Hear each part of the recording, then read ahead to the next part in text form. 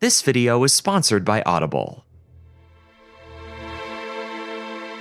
If you have been gaming for at least 10 years, there is no doubt that there is one game that comes to mind that is either one of your all-time favorites or one you've played at least once: Halo. It all started in 2001 with Halo Combat Evolved, which was released as the launch title for the brand new first-generation Xbox. It was one of the Xbox's most iconic video games, and the Halo series has since become a symbol for early 2000s nostalgia, and one of the highest-grossing media franchises in history. Really quite an impressive feat. But what if I told you that this almost never happened, and that Halo initially almost became a game for the Mac? Today we are going to be talking about easily one of the greatest plot twists of Silicon Valley. This is how Microsoft stole Halo from Apple.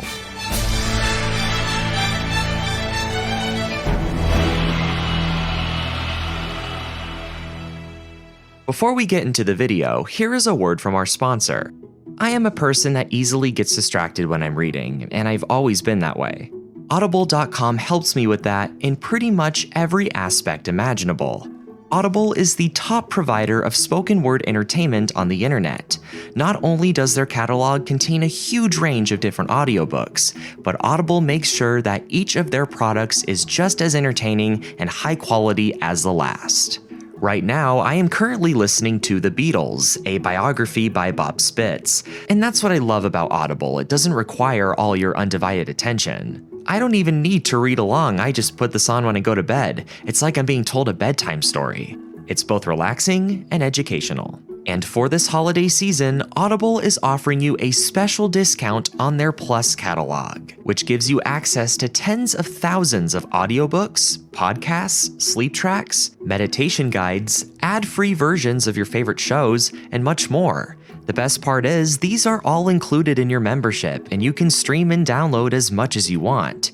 Right now, for a limited time, by visiting the link on the screen or texting NationSquid to 500-500, you can get 60% off your first 3 months. That's only $5.95 a month. It's the most wonderful time of the year, so get yourself a little holiday treat with Audible.com.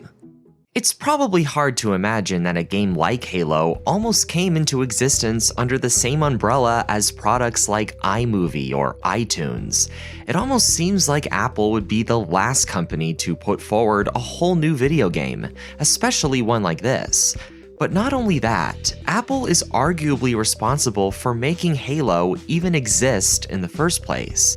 Yeah, this might seem like a lot of information to unpack, but when taking a critical look at the historical context of the era that Halo was developed in, this actually doesn't seem all that far-fetched. By the time the late 1990s came along, video games were at the peak of their popularity, thanks to gaming consoles. Around 38% of US households owned one. It was very clear that this wasn't a fad or something that was going away anytime soon. But something did feel missing, seemingly hidden in plain sight. Where's all the Western developers? I mean, let's take a moment and think about all the gaming consoles that dominated the 90s. You have Sony's PlayStation, the Super Nintendo, Nintendo 64, the SEGA Dreamcast, just to name a few. But what is the common denominator here? Well, all of these consoles are Japanese, and most of their games and franchises, Mario, Sonic, Legend of Zelda, Donkey Kong, Pokemon, Metal Gear Solid, were also Japanese. At this time, all the Western-developed games were seen in the PC community, where you have Doom, Quake, SimCity 2000, The Elder Scrolls, Diablo, and of course, who could forget Pajama Sam and Putt-Putt? I mean, Western companies weren't totally foreign to developing consoles. They still had Atari, which had its best days in the late 70s, with all their 90s consoles having less than 1 million sales. Okay, obviously things needed to change. Western console video games were a dying art, and they needed to be resurrected if they wanted to continue working with the competition. Seeing all the tremendous success these Japanese consoles had, the Western world saw an opportunity to make a comeback. Not all hope was lost, and that's when Microsoft comes in. I mean, they already dominated the PC market with Microsoft Windows. Most of the PC games would be hosted on there. Perhaps they could also dominate and capitalize on this growing gaming market by making a similar console of their own. Luckily, Microsoft wasn't totally behind on all this. The fact that Windows supported so many games is practically what made PC gaming a viable option, and this gave them a pretty good head start. You definitely couldn't say the same about their direct alternative, Apple, as the Mac at the time ran virtually no games, at least not very popular ones. They did have games like Myth and Marathon that were successful, but that wasn't enough, and Apple was aware of this. Apple even tried creating their own gaming console in 1996, which would be a disaster, but that's a topic for another video. But Apple wasn't ready to give up so easy. The iMac's debut in 1998 saw incredible sales, bringing Apple back from the verge of bankruptcy and making it possible for them to be a competitor again. Steve Jobs thought that getting the new iMac more involved with gaming would make sales even better, and that's what he sought out to do. Okay, but what does this have anything to do with Halo? Well, the thing is, if Apple was going to compete with its rival gaming PCs, they couldn't just make another game. They needed something good. Really good. A game that would have to be about just as innovative and original as the iMac itself. So, Apple got in touch with the company that had been making all their successful games, Bungie. The executive vice president of Bungie, Peter Tandy, had a former position at Apple and used that as leverage to get the attention of Steve Jobs to show that they were working on the ambitious game that the Mac was looking for. It was still in its primitive stages though. All that was known was that they were working on a real-time strategy science fiction game with the codename Monkey Nuts. You wish I was joking, but I am not. This obviously didn't give Apple any high hopes for a successful project, and also the project leader, Jason Jones, was too uncomfortable to say the name in front of his mother, so the codename was then changed to BLAM. During the game's production, developers quickly realized that something was very off, and they couldn't exactly pinpoint what it was. But after enough investigating, they were able to figure it out, and the problem ended up actually being one of their key components, the real-time strategy approach. RTS for short, this is essentially what tycoon games are. You are hovering in the air and moving the characters around. You are playing God. A game like Halo, where the whole purpose is to immerse yourself in this whole other, seemingly divine world that is just beyond human comprehension, and to explore it as a mortal individual, was just not going to work seen from a distance. Consequently, the game would become a third-person shooter, and it would also include realistic physics and 3D terrain. This was nothing unheard of at the time, but Bungie wanted to build onto these concepts even further and have the game really emphasize them. It was also going to be a very cinematic game, with a very grandiose and orchestral original soundtrack. This was very unusual at the time. You had some exceptions like Half-Life, but this game's more interesting combat and level design was going to make up for it. At this point, the plot was still very basic, but quite original. A human spaceship crashes into and discovers this new ring-shaped world, all while a war is going on with aliens known as the Covenant. Steve Jobs was impressed by this game and saw a lot of potential, and agreed to show it off at the upcoming 1999 Macworld conference. Jason Jones, who is the co-founder of Bungie and the Halo project lead. Halo is the name of this game, and we're going to see, for the first time, Halo. Welcome, Jason. Again, looking at all of this probably feels like a fever dream, especially if you weren't following Apple in the late 90s. But it was about time they got into the gaming industry, and people were really excited. For the time, the graphics were quite stunning, and the oh-so-famous soundtrack immersed all the viewers in this whole new world. There were a lot of similarities in this demo to what Halo ended up becoming. You have the famous Warthog vehicles, the control room, and the Halo ring itself. The main character is a Spartan soldier called Master Chief, but the armor is a bit different. In fact, a lot of the things seen here are immediately recognizable as Halo at a first glance, but upon further inspection do seem a little bit off, acting as sort of precursors to the final design. The Covenant looks quite different too, almost like they are rough drafts. The game even included dinosaurs.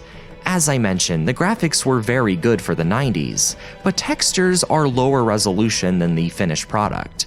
Overall, the introduction to Halo was impressive, but it was clear that it was unfinished and needed a lot more work. This was both a good thing and a bad thing.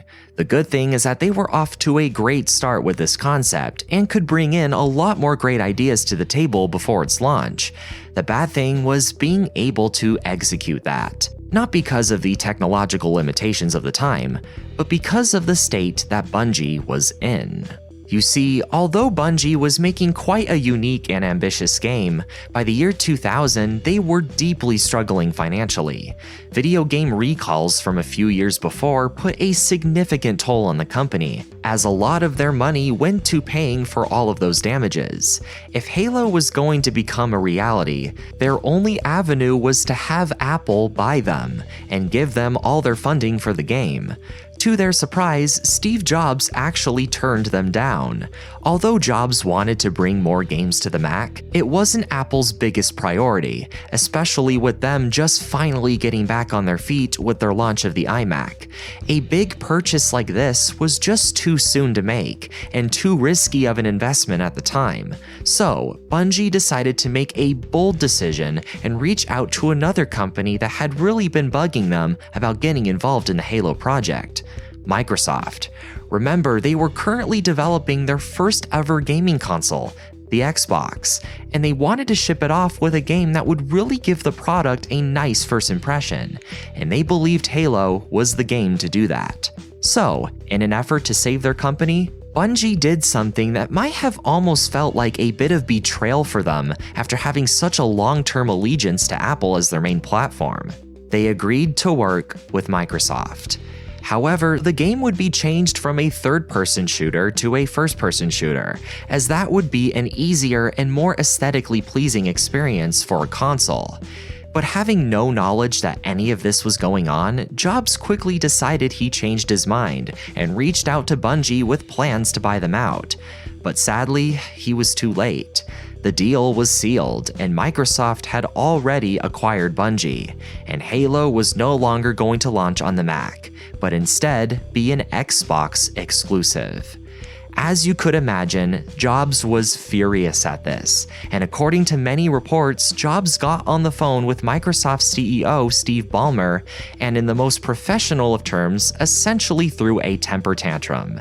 Everything that Jobs was planning had gone south. With the original plan from Apple that Halo would be produced for primarily the Mac, but also ported to Windows machines, now Halo wasn't going to be on these platforms at all.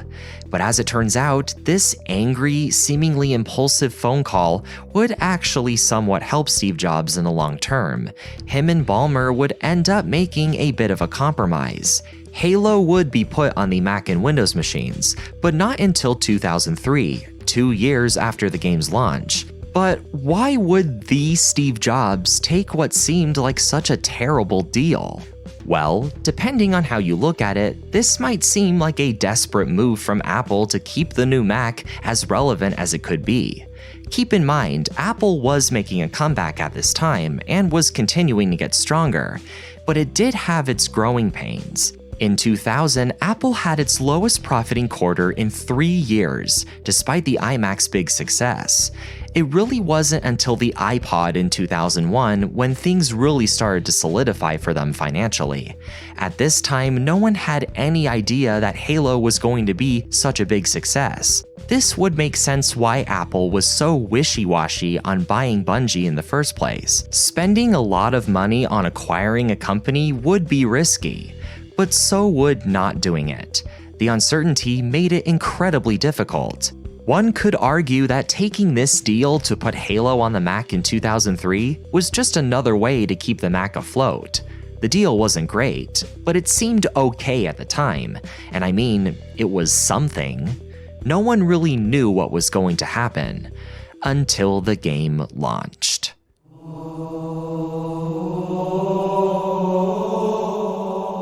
Yeah, seeing the gigantic success in sales that Halo had really does put this deal to shame. By 2003, Combat Evolved was already old agenda business, and people were anticipating the release of Halo 2 the next year.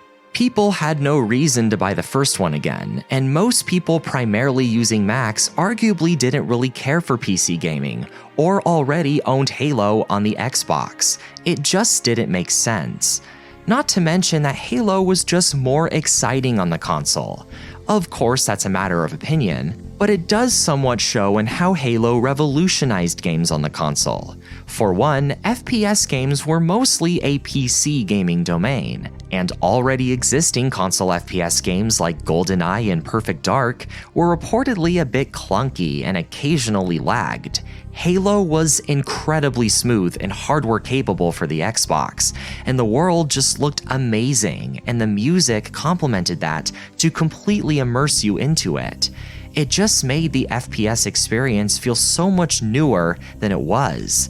The controls were easy to use, which gave the game little to no learning curve for new players, and these little things made up for some of its flaws like the level design. But also for many players, the level design wasn't really the point of the game, and was still just as fun. Halo was essentially what set the standard for future console FPS games. Also, you can thank Halo for Cortana in Windows 10, just a little side note. Now, with all this retrospective information in mind, it does bear the question, did Apple really miss out? I mean, by 2003, Apple was doing just fine and had an even brighter future ahead. But not just that, even if Apple did buy Bungie before Microsoft, would Halo have been as successful as it is today? There really isn't any way of knowing, but one could infer on what would have most likely happened. As we mentioned, clearly a big component to Halo's success was its innovation on FPS games. Had Halo stuck with Apple, it likely would have remained a third-person shooter. It probably would have seen moderate success on Windows, but probably not so much on the Mac, as most people weren't playing on Macs anyway, despite Apple trying to use this game as a way to change that. But with that major component from Halo missing, this probably wouldn't have worked out, and Halo could have ended up as another generic computer game. Maybe it wasn't a loss on Apple's end at all. Maybe it just wasn't meant to be. We will never know what could have happened, what should have happened. But one thing is certain. Halo left its everlasting impact on the gaming console world not only in the early 2000s, but even today, where it will remain as an example for how a game should be.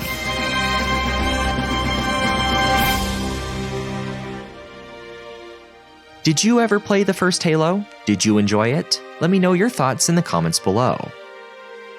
Thank you so much for watching. If you enjoyed this video, please subscribe and hit the notification bell so that you never miss a future video.